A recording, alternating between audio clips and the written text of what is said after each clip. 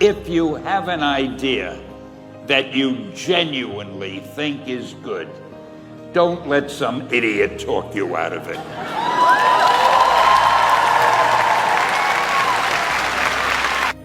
I was told to say an anecdote. Anecdotes are easy. So I thought to myself, what kind of anecdote can I tell these people who really have more important things to do? And I figured I'm going to tell you how Spider-Man came into being. It's a true story, although sometimes it's hard even for me to believe it. But we had already done the Fantastic Four and I think maybe the X-Men, I can't remember the order, but my publisher came to me and he said, Stan, I want you to come up with another superhero. So I said, okay, and I went home, and when my publisher said do something, I'd better do it because I wanted to keep my job. I thought, what can I come up with now? And the most important thing in a superhero at first is the superpower. Once you get that, everything else comes along. So I thought, what power will I give a new guy? And I saw a fly crawling on the wall.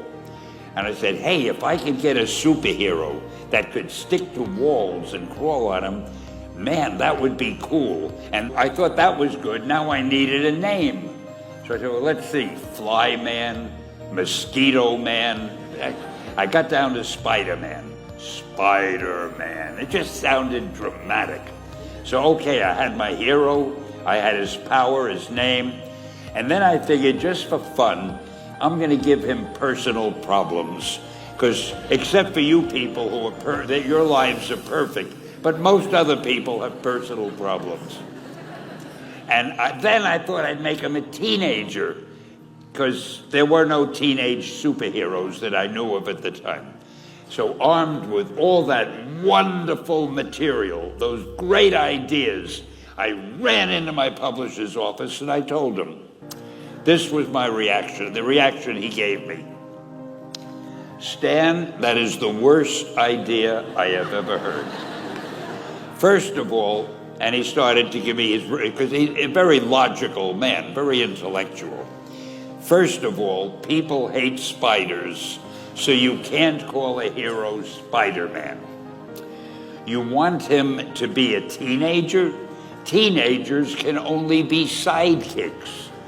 And you want him to have personal problems? Stan, don't you know what a superhero is? They don't have personal problems. Well, I left the office disappointed, but obviously a much wiser man. And I couldn't get Spider-Man out of my system. So we were about to kill a magazine. I think it was called Amazing Fantasy. It wasn't selling well, and we were sending the last issue to press. When you do the last issue of a magazine, nobody cares what you put in it because the book is dying. Just to get it out of my system, I put Spider-Man in Amazing Fantasy, feature him on the cover, forgot about it. A month later, all the sales figures came in. My publisher came racing into my office. Stan, you remember that character we both loved so much, Spider-Man? He said, let's do him as a series. Now, why am I telling you this? Besides the fact that I have to kill a little time. If you have an idea that you genuinely think is good, don't let some idiot talk you out of it.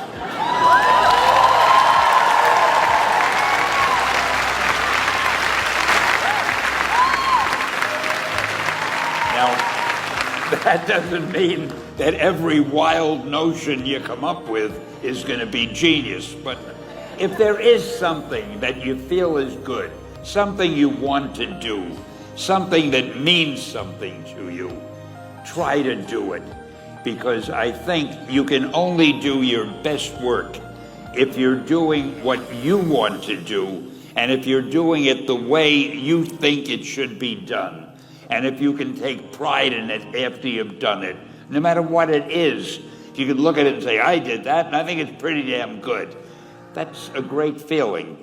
So don't let idiots talk you out of something that you think is good.